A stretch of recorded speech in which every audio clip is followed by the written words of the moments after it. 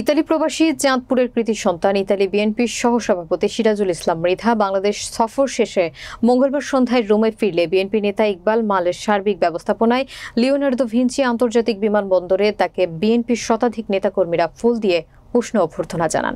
বিস্তারিত দেখুন মোল্লা মনিরুজ্জামান মনিরের প্রতিবেদনে। গত সোমবার তিনি নেতাকর্মীদের ভালোবাসায় আবেগ আপ্লুত হয়ে সকলের প্রতি কৃতজ্ঞতা প্রকাশ করেন। পরে তর পিনাত্তারা সহ স্থানীয় একটি রেস্টুরেন্টের হলরুমে একটি সংক্ষিপ্ত সভা অনুষ্ঠিত হয়।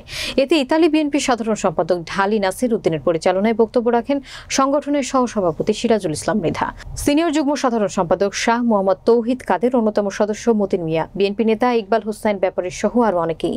নেতৃবৃন্দরা সিরাজুল ইসলাম মৃধার ইতালি ফের আগমনের শুভেচ্ছা ও স্বাগত বক্তব্য জানান এবং বাংলাদেশের আগামী নির্বাচনে চতুর্থবারের মতো বেগম খালেদা জিয়াকে প্রধানমন্ত্রী করার লক্ষ্যে বাংলাদেশ জাতীয়তাবাদী দল বিএনপিকে আরও শক্তিশালী করে ঐক্যবদ্ধভাবে কাজ করার আহ্বান জানান।